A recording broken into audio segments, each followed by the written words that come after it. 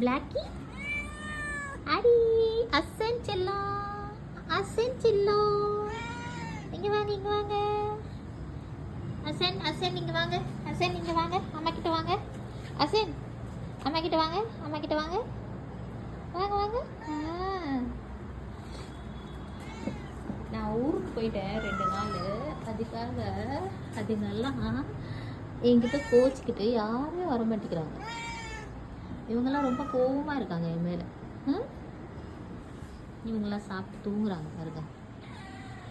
என்ன செல்லாம் எல்லாம் சாப்பிட்டு தூங்குறாங்க. என்ன பாதி சாப்பாடு வச்சுட்டு கொஞ்சம் கொஞ்சமாக சாப்பிடுவாங்க. இவங்கெல்லாம் சாப்பிட்டு தூங்குறாங்க. ஏய் சண்டை போடக்கூடாது.